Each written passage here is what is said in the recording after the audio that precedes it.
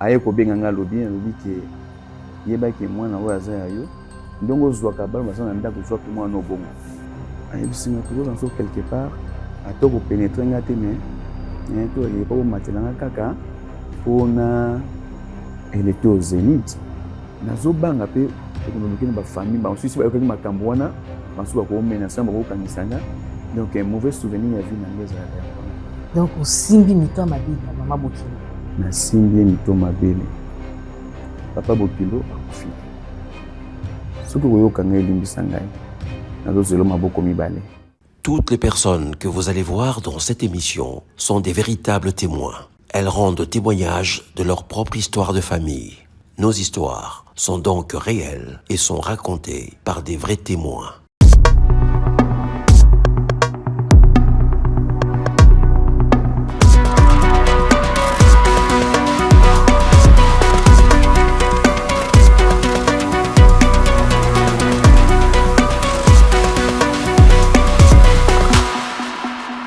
La vie de couple de Papa Bobila bascule le jour où il céda sous l'effet de l'alcool aux avances de la mère de sa femme.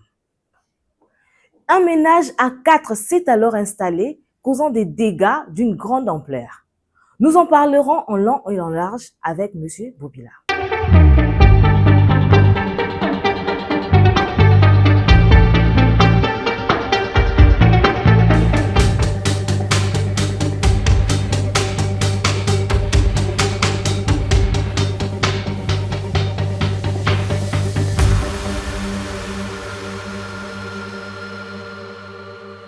Dans cette émission, nous recevons des gens ordinaires comme vous et moi, dont la vie n'a plus été la même après qu'un secret a été révélé. Bonjour, Papa Bobila. Bonjour, maman. Bato va découvrir Elonginayo, bazo yebayo. Ozanani. Oui, merci beaucoup. Très belle question. Moi, d'abord, je réponds à des Bobila Ndosimao. Surnom nanga c'est Liberté, comme dans la scène. Je suis artiste et comédien. J'ai travaillé auparavant dans le groupe Simisé, qui est pas un balio sombo. Après, dans ce qui est pas fait sans souci perdre son âme. J'ai évolué sur ma carrière nangeta que professionnelle. Donc c'est un peu ça. Donc, aux artistes comédiens. Donc, comme aux artistes comédiens peut bazala pe na ba vie, bazala pe na ba problème, na ba vie na bango. Très bien. Donc, tout ce qu'on voit à la télé, ce n'est pas ça leur vie. Bazala pe na ba vie na bango, na ba secret na bango. Yango papa Bobila. Donc, on a bengo non papa Liberté. Comme vous voulez. Comme vous voulez. Donc, je préfère vous appeler papa Liberté.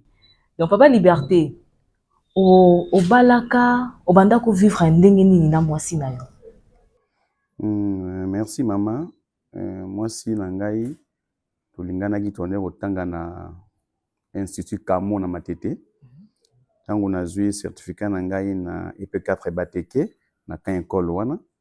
Nde ba ko orienter na Kamo.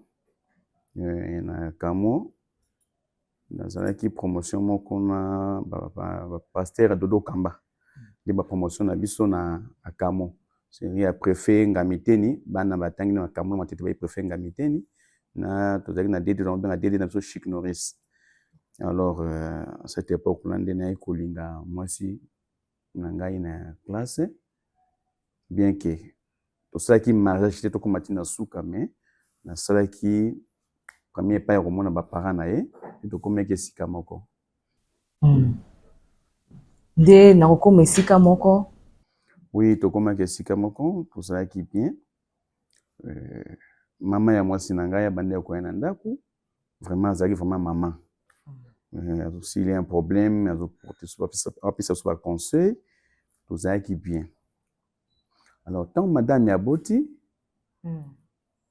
azalaki na bébé oyebi ke après kobota faut qu'il y ait un rendez-vous ya kilo 40e jour ba mabele ba sepen.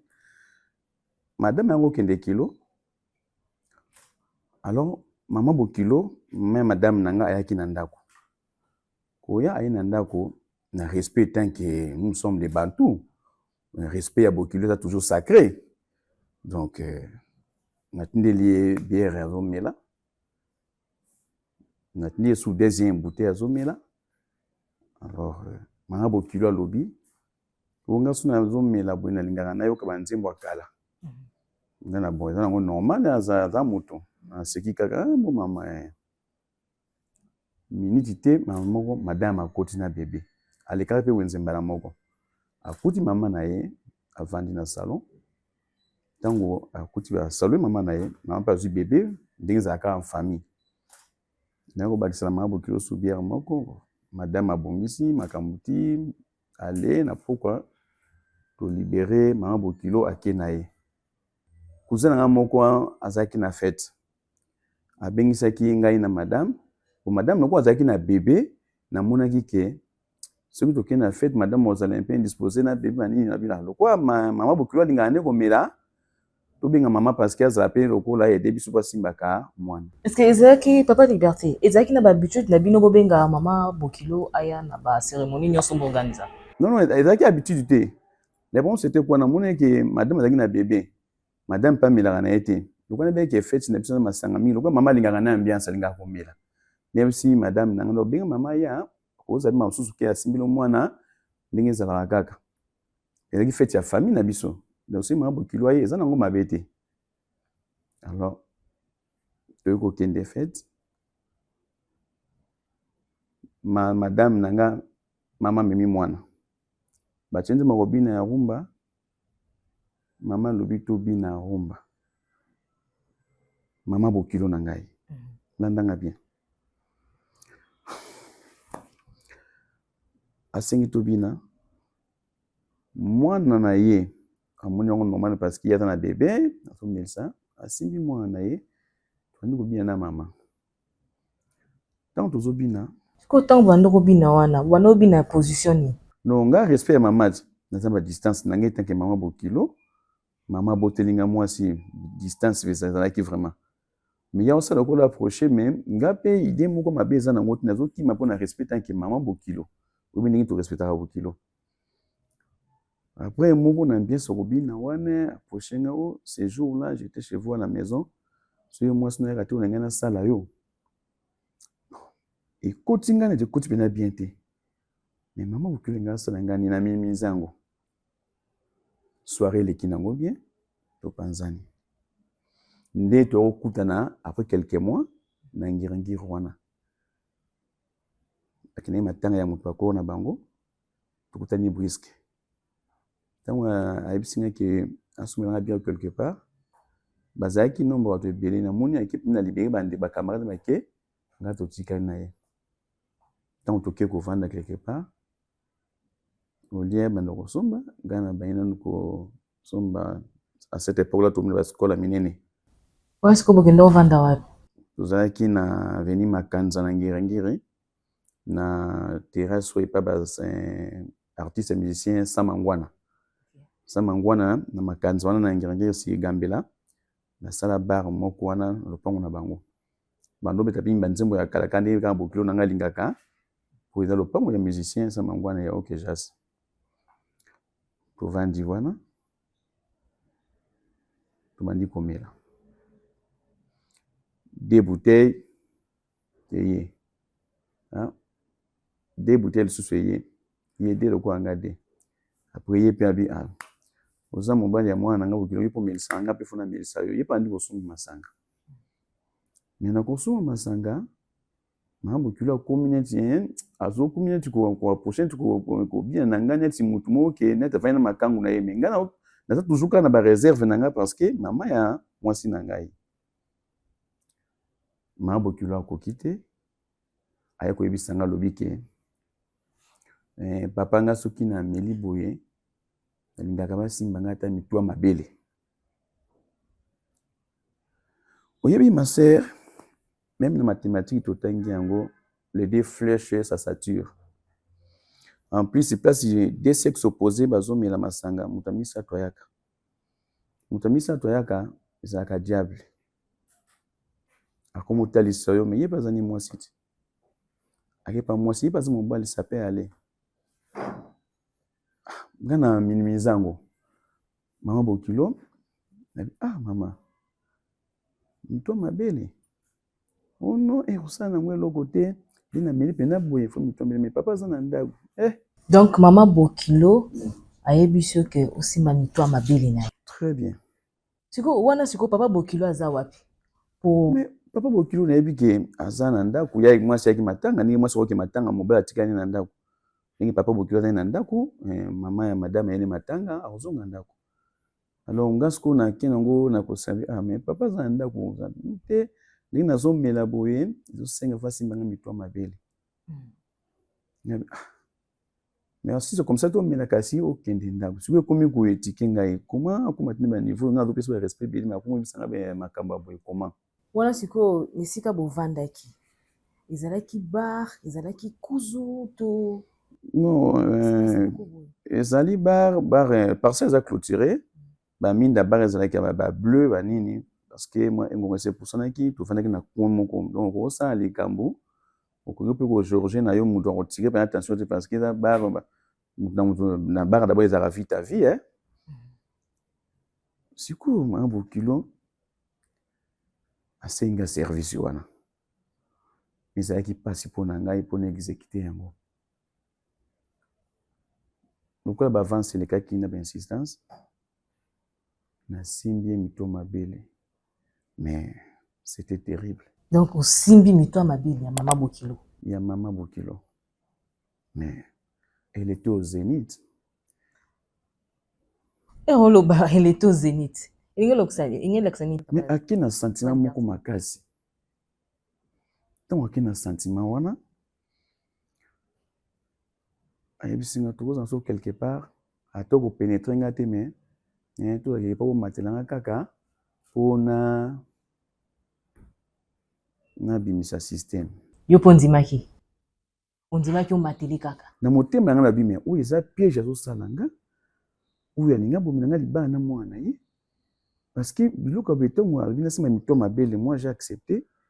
Ils ont preuve ce que mon bana ma beta ka maman na yo na meki boyo bien ko wana na ngaki na violé en tout cas na zala qui vraiment ne sengoter au sein makambo na mais le cola yé sous les effets alcool ngapi sous les effets alcool de na yaki ko mekelo ko wana. Siko papa Liberté osimba ki mito mabele maman Bokilo na ondenge ni na ikola bilamba to kotisa ki loboko na ona se lamba na ye. Mais tu veux savoir tout. Bon, à l'attaque, ma poutre mode popo, où ils arrivent fungoma boye, na li poutre moko. Donc, ayaki ko tombo la boye, ma belle moine facilement, on a qui se soutient moké, ma belle bimi boye, de na simba ki mito ma belle.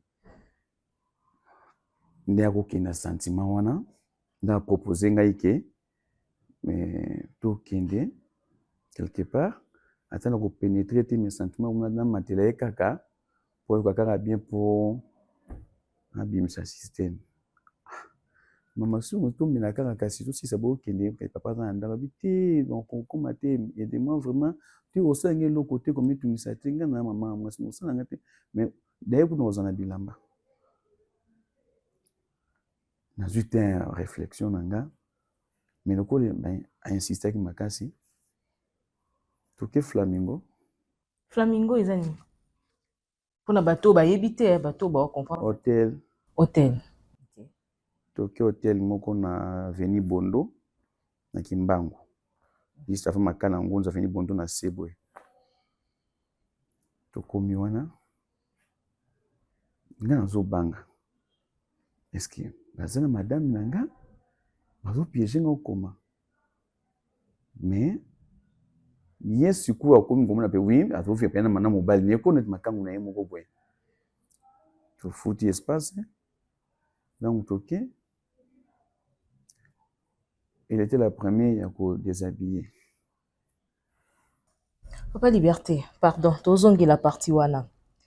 Tango Monique maman Bokilo a poussé yo pobo kende na hôtel. Omonaki te que ozwaka déjà alerte à partir ya kobina bobina ka yebisa ko eloko na litoi. Na moment wana na ma tant que Bokilo na ngai na ndenge to melaki na bosa nke alobaka na ngelo mona fete ya cousin ngai ke soki mwasi no yaka no kitelo wana sala ona ndambo kona yaki na ndako en tout cas na bosa na kiango mais yako yanga par après ba action ni na ko comprendre bien donc c'est que ba avance ngai ba na ko kana ba no comprendre te tango tokei elle a déshabillé.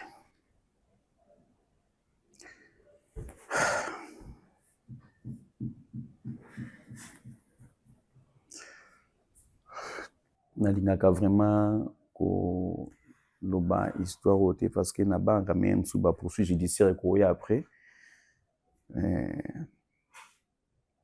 to sali auto ko ko sala to panzani. Donc obimina mama Bokilo. Donc mama ya mwasi na yo. Sous les effets. Sous les effets. Mais oui. Parce que ceux qui il y a melaki tanga melaki te to ngoto koma bongo te melo ko to ya banda ko sala ba avance melaki ya komi soka meli fois simi to mabele soka meli fois sala boye nde to koya kina likambo wana. Parce que c'est sous l'effet de l'alcool que ba vérité bimake o ba koko ba loba soki mutu ayebisi yo ba vérité na se akwiti se ka kanela ka yo banda kala. Oui. C'est que acte wana yo pe bandaki ko s'attendre nango. Non, maman Bokilo. To ba sentiment pe kota kiti. Et ya ko kota parce que ba avance le kaki ngape na ko perdre. Mais maman Bokilo ubana ondenge nini? Ubana ondenge nini po yo banda maman Bokilo makambo wana. Yango ezalaka bien que ya banda soki siko yo bandi epesi ebeti poto ozandenge nini. Bien que ça, mais ce n'était pas facile, na kendaki facilité na vekina ba kokanisa mingi ba piégenga ou comment. De to yaki ko sala acte wana yaki ngana ke. Nazongi na ndako natali réaction ya madame namoni que madame et le blé a été camboté ils ont piège donc ma Bokilo ezaka ba sentiment na ye. Et l'équipe 6 mois, 7 mois, ayeko benga nga lobi ke banda jour wana ye akangamaki. Abi tiens maman, okangamaki. Comment okangama yo ozana papa na ndako? En tout cas baby saka ngai journée na ngai et salaka nga pasi mingi. Tango esalinga pasi mingi Koko kangama wana donc azui zemi. Wow. Et puis que nazana zemi ngabi non zemi na ngate c'est que zemi ya papa ko za pana ndako abi non papa na bino banda bela ba cycle na yewana asaka su eloko te atana simbi ndeni atana forcer ye aza toujours kaka ya kokufa. Alors papa pe loko azali toujours ba cycle moko élevé ayebi ka sala ki loko te mais a remarqué moi na ya komi na zemi. Tango a remarqué ngo à partir de 3 mois 4 ans ni ko menacer moi na excusez azo ko ba vérité te. Yebi so mibali eloko ko boma biso avant na souci que ceux que combien puissant à part yango ezate siko tala ki ngai mwasi na ngai na simba kaite makomi na zemi. Alors pona bolingo mwasi na ye aboko alerter famille na ye azana poso mwasi na ye bis vérité zemi ya nani. Alors papa a eu un choc, tension, cycle. Nga na ye kokutana mama na bi melikamba boye soki famille ya papa ye biango kochanga wapi ko kocha mwana soki mwana ye biango abi ndenge pe koimbo mwana longola ngo ezati wana zemi ezalaki ya combien de mois? Ouais, parce que après rencontre en Ghana 7 mois passés, 7 mois, 6 mois, quelque chose comme ça. Entre temps moi si na yo pe azalaki na bébé. Moi c'est na bébé. Bébé moi na azali na combien de mois? Bébé azalaki pas 2 mois parce qu'on a keno ba kilo. Pour nous rendre ba soin ba tonga ya mwana ba vaccin. Papa du choc akufi na likambo wana motema.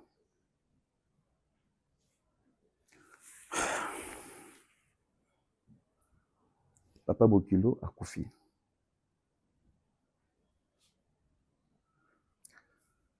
Moi, j'étais toujours à l'aise parce que je craignais que papa Bokilo ayebaki kezanga maso alecteur famille na ye to na hôtel attitude na mwasi na ndako mwasi na nga toujours vraiment bien ça vraiment donc tous toujours vraiment en famille tout ça bien. Mais maman Bokilo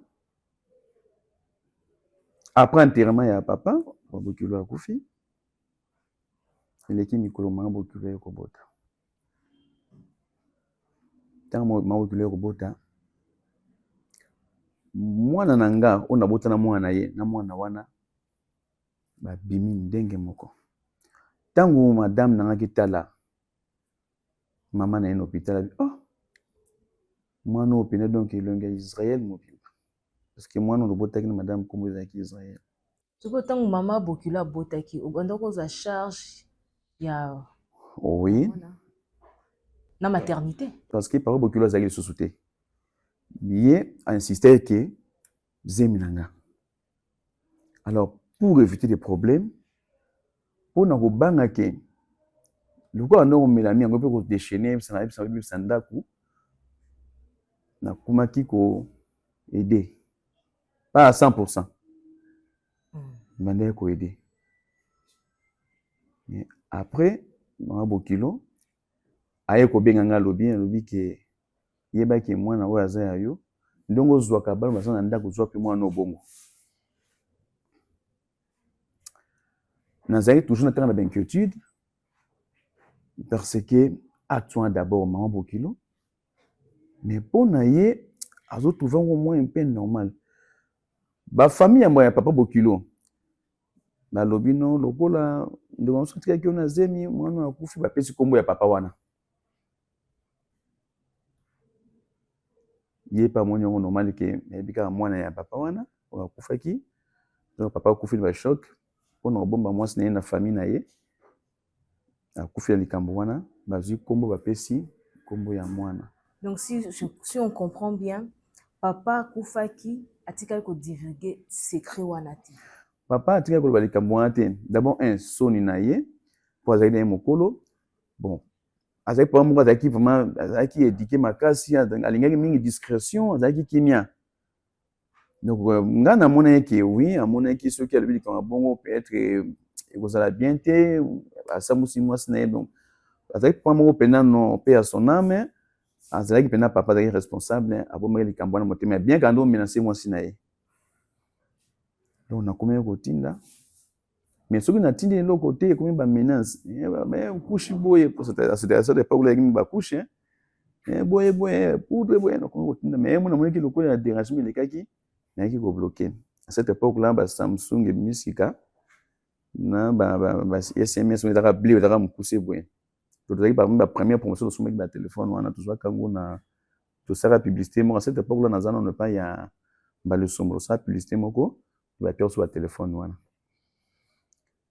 Alors namonaki comme menace nayaki ko bloquer on a ko bloquer a comment est-ce que senga mingi mwana ya mwasi pour le papa azaki te donc mwana mwasi ya ozambongo azo toujours mbongo epananga o mama kuna bwe papa masoka pesi de l'espoir mwana mwasi ngana pesi mwana mwasi apesi ye ngana comme na éviter ki makasi po ba pression na mona ki ngo bien te na bano senti vena culpabilité makasi po na acte wana ko zai acte sengote ya soni nge bano sanga bien te na rentrer dans zakala c'est baby saki moral nanga pendant temps molai. Alors le quoi comment ko déranger moi na ye mingi moko soki abengi mwana ye soki ba passer nga téléphone ba moko aovato akisi ngongo moni yo makila na yo moko sala ya bomete mwana mabo solo mingi bwende ni olia kusana nanga na bia ma bino talaka mambo kilo na sa ensemble mais soki na zui téléphone moni kambo sala na pension nga bizanga na souffrir boye nga na mutu te fuzo raswa moni ozo bana wana ma sœur et ko sa ndenge nini ndenge tokenda ba tournage na biso kaka ba théâtre boye nazonaki fatigué nazwi natiki téléphone likolo ya mesa nayebaki te ke ma mosusu ya kokobenga parce que si wana ba WhatsApp elaki te bandroid ezalaki te message okoma maboko nga nalali na chambre akoyi message croyait que téléphone maboko na ngai moni eloko ozosala vraiment eza malamu te yo ni konéglige mwana oyo d'ailleurs mwasi wana oza ye na ndako aza mwana ongai naboti te azali mwana ya cousine na ngai cousine na ngai ntango abotaki akufaki à cette époque là ngambu nazalaki na ndako ya libala nazalaki mpe na mwana ya bebe nde babayaki na famille batali naza na mwana bebe bapesaki ngai na melisai na mwana ngai nabokola ye nde secret wana na famille tobomba yango ayebika ngai mama na ye mais mwasi na yo azalaka mwana na ngai te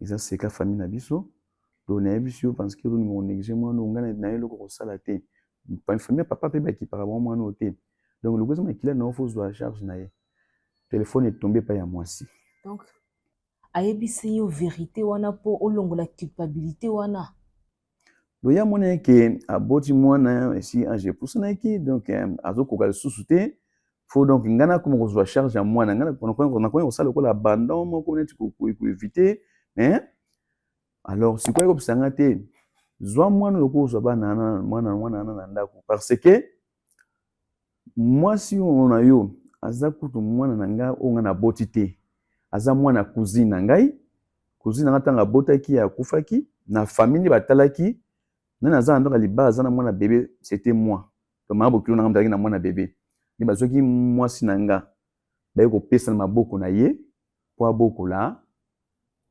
mwasi na ngai na mwana ya abotaki raison pour laquelle alingaki anormalize yango ke mpo eza mwana na ye te donc likambo wana ozwa yango na ndenge moko ya bien mpo bovivre relation na bino donc ovivre nga mpe naboyaki nakataki parce que après wana en tout cas naluka ye te nasali eloko moko te epe akendaka na ye mpo kotala cousine aza kaka mama na ye te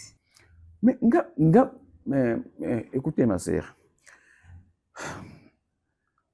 c'est concevable parce que nga nayebi kaka nabali ye ntango nake prédote nasali maboko na ye na papa wakufaki wana donc ndenge sekala monga famille bon ndenge mpe azwa abandi kozwa mwasi na nga à chaque fois azoya donc likambo soki likambo esali mwasi na nga na 7h ekoma 8h te fois azala déjà na ndako donc mwana ye donc tu n'as pas l'idée kobote nini kolakisa salaka te ke o mwana soki osi obokoli mwana ki bobebe déjà ti okolisi ye oza déjà mama na ye oui là vous avez pleinement raison mais ngai mpe nayebaki na ngai te ke aza mère biologique na ye te nayebaki ka mama aboti mwasi na ngai ye nde bokilo na ngai sikoyo ntango mwasi sikoyo telefone ekoyi na mama c'était terrible ngai nalamukaki nakuti biloko ya kopanza na salon makelele azolela c'était vers 0h moins quelque chose comme ça et enletaki bavoisin bakasi mosusu likambo to tozobunda to nini mais en tout cas nabimi nakangaki ye makasi tabi likambo futi nga na mwasi na yo donc mama nga nabetelaka tolo so nasongi puta nga nasongi mpe ye nayebi ke manazoka mama na nga te me bosali nga boye mpo na nini pourkui bayebisanga likambo oyo te donc yango wana bozalaka na mwasi na mobali ti bopona niveau ya kobota na mama wanga liberté eloko futi nga yango oyo nakalimaki ye en tout cas alelaki makasi agangaki apanzaki biloko na ndako nakalime na bino nakoexplike yo nazali eloko nakoki kowanga na lisusu te na bino nakoexplike yo na butu wana nakei kobenga vie moko tozali pembeni ya tosaka vie wana mingi nakei kobenga ye vie wana etango tozali nazali na explike vie wana problème vie wana azali mpe très abati abi non mpo na nini boye likambo abi mpo na nini mais lokola bandoko oyoka vie na nga ki akalme na butu wana ti badese quelque chose comme ça oka tolalaka te alobi na ntongo azokende epai ya mama na bango lokola mama asali nga benzo azaka mbanda na nga bandi kozonga siko bilili bavandi mama nga yaka ndenge tomelaka famille abia donc seki obandi na bino kala asonzoka mama na nga te en tout cas ayokaki pasi na motema makasi d'abord mama ngo yaka nsama nzoka mama na ye te deuxième maman ngo mana ete mwana aza kasi mwana papa oyo abokola yana yaka wana papa na ye wana pe papa na ye te oyo akufa mwana ngo na ndako mwana nde ya ngai mobali na ye ezalaki likambo moko ya pasi ntango ba décision na nga na quel suko yebisa vient na nga na bien vie na ntongo okende pa mama na bango ekozala bien te ndenge ekodécouvre mama bango asilbere eko boye talika malukeli ngai mwana ye koyebaki mama oyo aza mama na ye te mpe mama ngo abima na nga ekozala bien te nga na kozala ridicule makasi soki famille ya papa wana eyoki nakozala problème sérieux parce que ekolobaki papa mwana ndiongo akufaki à cause de malédiction wana en tout cas vie dévancé ki na ntongo po ocalmer akota pa mama na bango te en tout cas noto sa vie na mingi alingaka vie wana mingi vie na pe aedenga ntango ake ava komi avant ye ntango amoni yako vie na kona bango akakangi ye abi yaka prendre avant c'est quelque part expliquer ye ayoki mais atikaki kaka bongo te ayokokende pa pasteur expliquer ce qu'au pasteur carte nyonso tala boye nga nayebaka na nga te ndeko naza nango ofe nini tala mama oyo nazwaka mama nzoka mama na nga te mais te eza boye pasabi c'est vrai mpona kogarde famille ezala malamu et surtout famille oyo ya papa oyo awuti kokufa pardon kopanza yango te ameki koreconforte verset biblique nde mwasi ayi kokita mais ntango ayi kokita akita ye kaka te alors ayi kobenga mama na bango ayebi so omoni message osali ofuti ngai yango oyo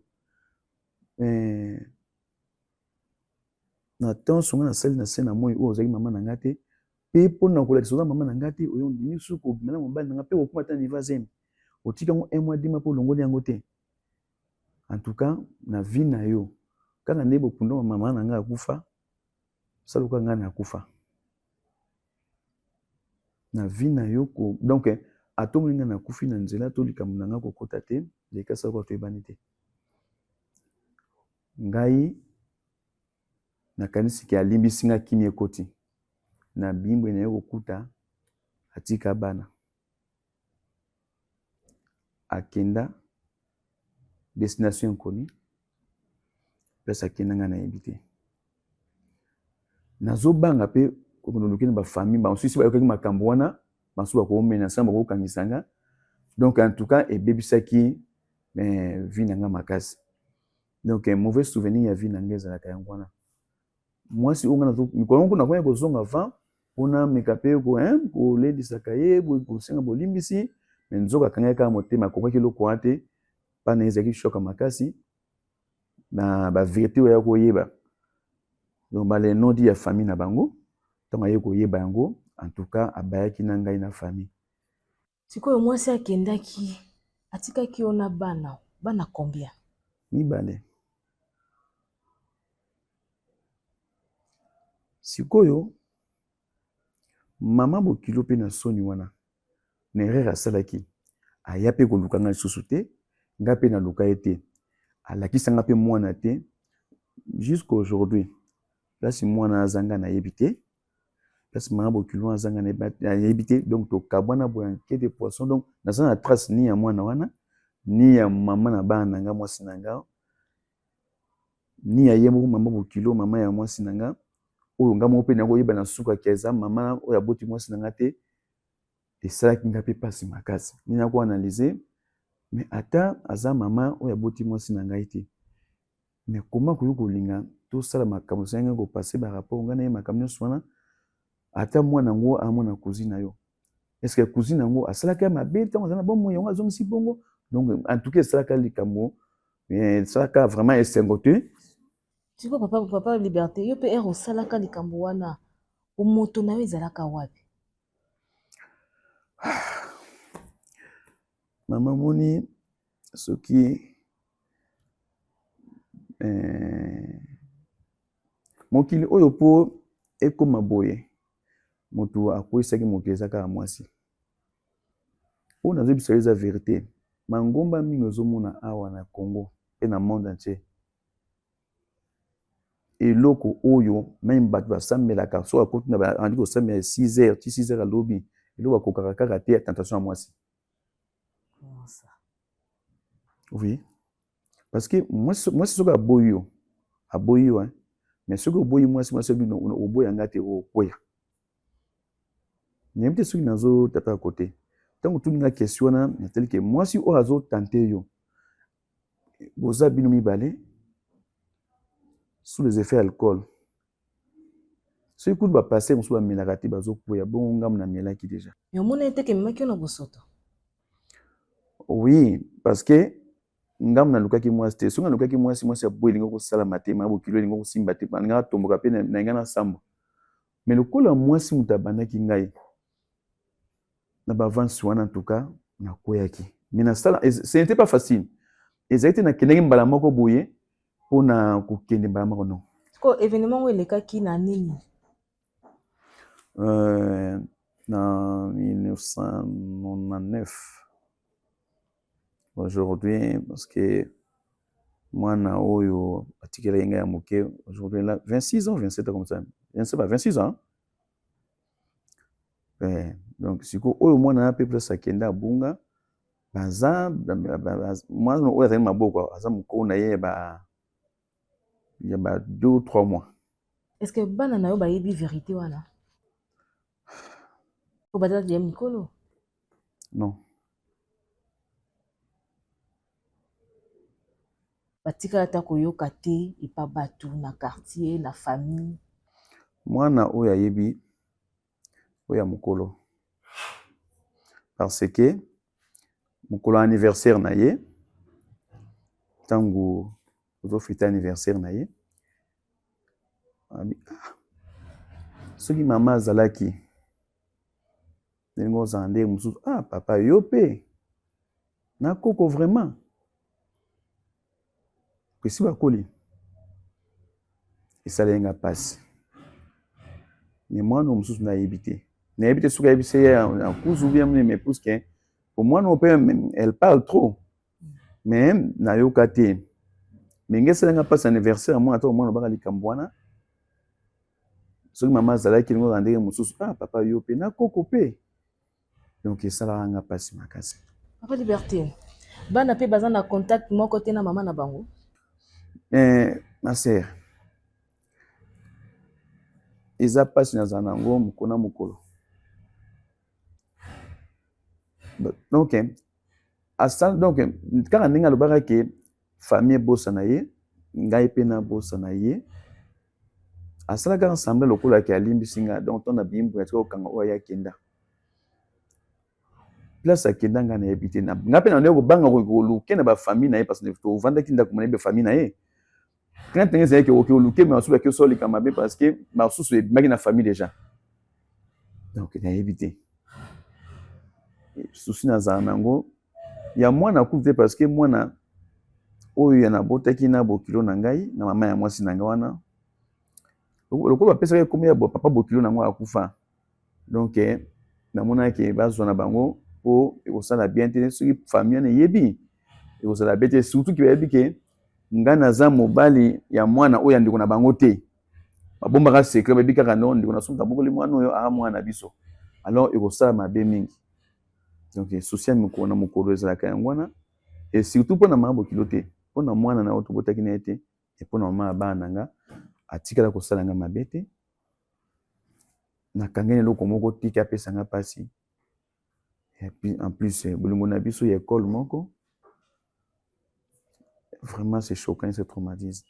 Lelo oyo obimisi vérité oyo bato bayebi yo bayebi yango te eloko nini ozali ko espérer pe ozali ko craindre? Crainte na nga liboso ezali ke ndenge leo na bimisi les non-dits oyo ya famille crainte eza ke peut-être ekozala poursuite judiciaire contre ngai surtout na famille ya bokilo oyo akufa. C'est ça ma crainte makasi yango wana famille ya bokilo oyo akufa. Ya mibale famille ya mama na bana na ngai bakoki mpe kofunda ngai leta mpe interpele nga parce que mwana bango azali maboko na ngai kota kenda telo eyebana te eza mpe problème bakoki mpe kolandela nga eza mpe problème ke mwana biso aza tomona mwana na biso or ke ezalaki boye naza niespera toujours ke un jour soki mama na bana na ngai amonani ata abota na ye kota kenda vraiment na kolimbisa epongani nasalaki mabe na koyamba bana wana na kozongela mama na bana na ngai po asala yenga mabe te eloko niespera fe na yango wana un jour azongela ngai po nasatandaki te ke un jour likambo ekokomela ngai soki akomona émission oyo soki akolanda yango vraiment zongisa motema nsima yaka bana bakoli bana affection ya mama to ya papa esilaka te mama soki okoyoka ngai le temps passé ne revient plus toza bato yesu kristo alimbisaki biso moto ya liboso pourquoi pas biso tolimbisama chaque fois tosalaka masumu tosalaka barere nzambe alimbisaka soki koyoka ngai elimbisa ngai nazozela maboko mibale. Merci, merci Papa Liberté. Merci Papa Liberté. Et vous qui nous suivez en ce moment, n'oubliez pas de vous abonner, de liker et de laisser vos commentaires en bas de cette page. Nous allons recevoir Madame Laetitia pour avoir son avis.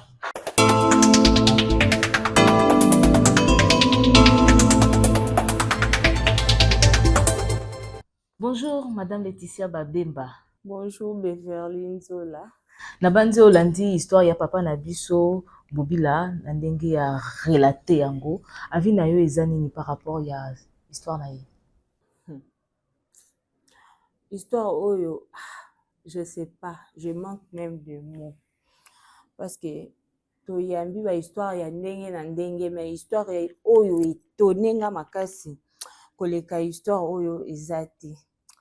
En tout cas, papa Bobila olibisanga mpona terme mibali boza mabe makasi ya atako tu tentation yango soki elekaki à l'eau de bas comment okokaki kokoma ntina niveau wana ya kokweya na mama Bokilo na yo na ye mpe mama Bokilo mwana oyo okoki koconsidere comme mwana na yo fo ozala kaka mwana oyo memi nef mwana libumu na yo mwana ya ndeko na yo aza mwana na yo balobaka boye bakolo balobaka mama oyo aboti mwana asundoli aleki mama oyo abokoli mwana basundola te na motema ya bo mama parce que tango ozwi ja mwana na âge ya bo bébé azalaki kutu nanu na âge te azalaki na ba jour peut-être ozwi yo bokoli ye lokola propre mwana na yo falatika kaka vérité wana ezala caché kokaki koyebana na bafaçon wana te. Bien sûr que oui, toboyi te ayebaki te tango atindi message wana etombaki na maboko ya mwana, mais comment kokaki kokwesa yo tina ba niveau wana? Parce que mobali mpe azalaka na ye être moko faible. Mwasi soki oye lelo a résister, lobi oye a résister, lobi kuna akweya kaka mibali baza bongo. Sikoyo pourquoi erreur ya boye oyo eza sacrilège? Yango tomoni réalité papa wana seni akufi. Et puis papa na akufi lokola itulaire na likambo na ye na motema. Famille na ye bayebi source ya perte ya ndeko na bango te. Lelo yo soki peza nango bon sangwa Kishasa pe bomba mate. Ya mosusu famille pe ba remarquer indifférence wana yo ekoma entre mama na mwana basi ba découvrir vérité. Muna mutu azoloba na minute oyo ye akoki koloba oyo ezoye na ba pensée na ye. Yango papa Liberté faut sambela makasi nzambe alimbisa na makambo oyo kutani na yango na vie parce que likambo yo muta koki kotala ta mso akokanisa tozo sala théâtre po bayebeli yo na vie wana ya théâtre mais c'est aujourd'hui que ndé na fandi na yoki liso du début jusqu'à la fin na réaliser nde lelo kie batu oyo totalaka ba artiste comédien na biso na théâtre baza batu lokola batu nyonso baza pe na ba propre histoire na bango o bakutana nango na vie oyo eza ba nordu na bango et surtout na ba émotion ya boye. Ça m'a vraiment beaucoup étonné.